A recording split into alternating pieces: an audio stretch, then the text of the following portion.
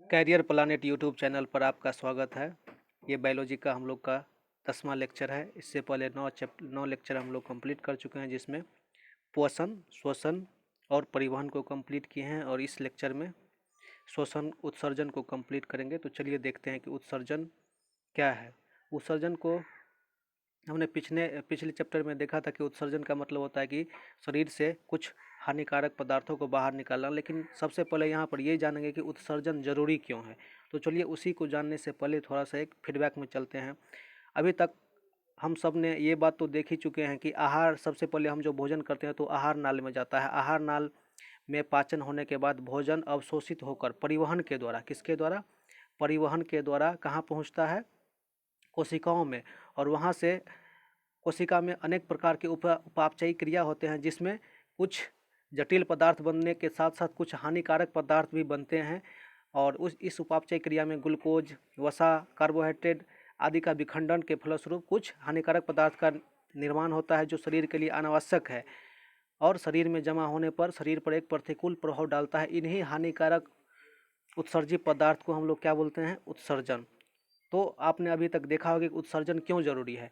तो पाचन के बाद जो भी भोजन होता है अवशोषित होकर कोशिका में जाता है और परिवहन के द्वारा कोशिका में जाता है, और कोशिका में विभिन्न प्रकार के उपापचयी क्रिया होते हैं, जिसके फलस्वरूप हानिकारक पदार्थ का निर्माण होता है, और इन्हीं हानिकारक पदार्थ को उत्सर्जित पदार्थ कहते हैं। तो इसको एक लाइन में हम यदि परिभाषा देखना चाहें तो इस प्रकार देख सकते हैं कि उपापचय क्रिया के फलस्वरूप शरीर में बना हानिकारक और अनावश्यक पदार्थ का निष्कासन उत्सर्जन कहलाता है। और उत्सर्जन में जो तंत्र भाग लेते हैं उसे उत्सर्जन तंत्र कहते हैं। तो यहाँ पे 2 पिक आप देख रहे होंगे। इस पिक के बारे में हम बाद में चर्चा करेंगे, तो उससे पहले कुछ टर्म्स को जान लेते हैं। तो सबसे पहले देखेंगे कि उत्सर्जन में किस किस पदार्थ का निष्कासन होता है, कौन कौन से पदार्थ निकलते हैं। तो जब कार्बनिक अणु का विखंडन, कार्बनिक अणु कहने का मतलब हो गया कि प्रोटीन, वसा, कार्बोहाइड्रेट वगैरह का जो भी विखंडन होता है, विखंडन से कार्बन डाइऑक्साइड का उत्पन्न होता है, जो फेफड़ा और गिल के द्वारा बाहर निकलते हैं। लेकिन यहाँ पे जब हम प्रोटीन, वसा और कार्बोहाइड्रेट, प्रोटीन और एमिनो अम्ल का विखंडन देखते हैं, तो वहाँ पर केवल नाइट्रोजनी पदार्थ का निर्माण होता है। और वो नाइट्रोजनी पदार्थ अमोनिया हो सकता है, यूरिया हो सकता है, या फिर यूरिक एसिड हो सकता है। ये अमोनिया, यूरिया और यूरिक एसिड ये अलग अलग जीव जंतुओं में अलग अलग प्रकार के उत्सर्जी पदार्थ होते हैं, और इनका उत्सर्जन अंग भी अलग अलग होते हैं। तो ये इन सब के बारे में हम आज देखने वाले हैं। तो हम देखते हैं कि प्रोटीन के विखंडन से, प्रोटीन का जब विखंडन होता है तो अमोनिया प्राप्त होता है, और ये अमोनिया बहुत ही विषैला पदार्थ होता है। स्थलीय जंतु, जो स्थल पर रहने वाले जंतु है, अमोनिया को क्या करता है कि यूरिया में परिवर्तित करता है, और यूरिया अमोनिया से कम विषैला पदार्थ होता है। लेकिन जलीय जंतु में अमोनिया जल में ही निष्कासन कर देता है। यहाँ पे लिखा हुआ है कि यूरिया कम विषैला पदार्थ होता है, और यह जो है स्थलीय जंतु के शरीर से निष्कर्षण होता है।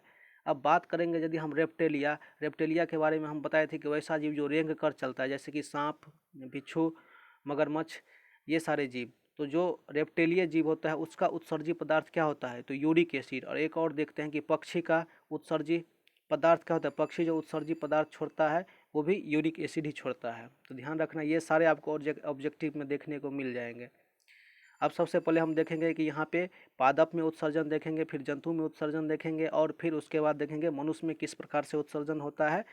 और इस प्रकार से हमारा ये चैप्टर कंप्लीट हो जाएगा। तो देखते हैं कि हम पादप में किस प्रकार से उत्सर्जन होता है। पौधा में उत्सर्जन के लिए कोई विशेष अंग नहीं होता है।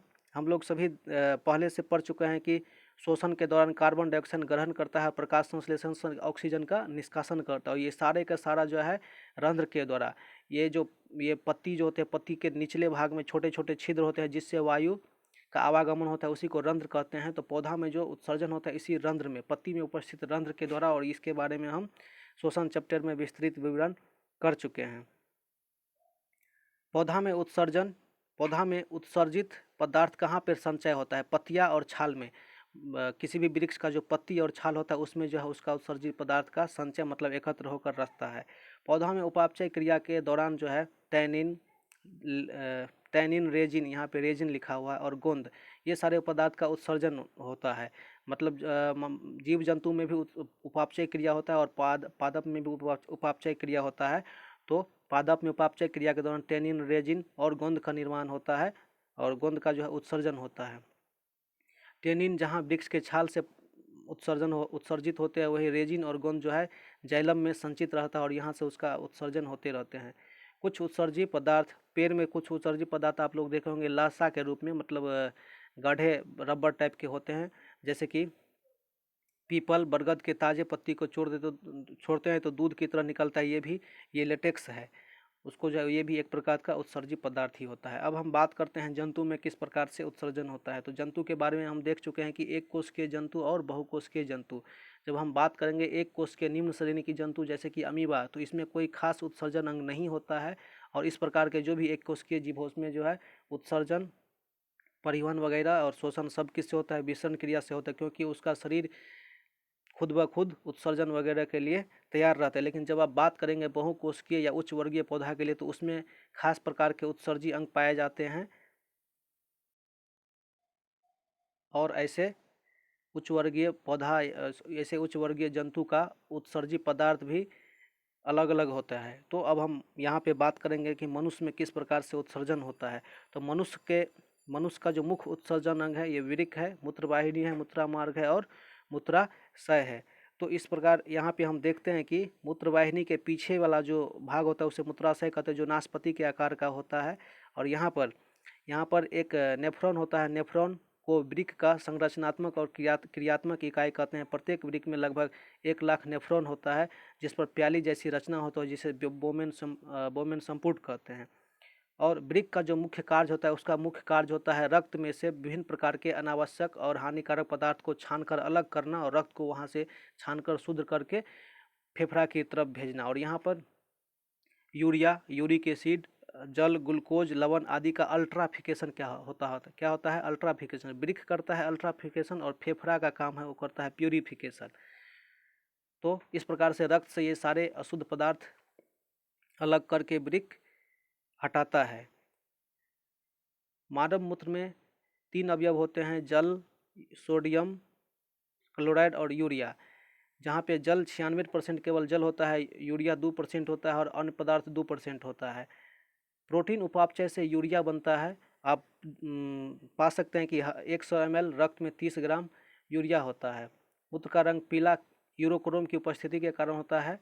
और हम सब जानते हैं कि हमारा जो है मुख्य उत्सर्जी अंग वृक्क है, और जब किसी कारण से यह वृक्क क्षतिग्रस्त होता है, कार्य करना बंद कर देता है या अन्य भी किसी कारण से कार्य करना बंद कर देता है, तब एक डायलिसिस मशीन शरीर में लगाया जाता है, जिसे जो कृत्रिम वृक्क की तरह काम करता है, जिसका एक भाग तो सिरा से और दूसरा भाग धमनी से जुटता है और इस प्रकार रक्त को शुद्ध करता है। और इस संपूर्ण प्रक्रिया को हीमोडायलिसिस कहते हैं।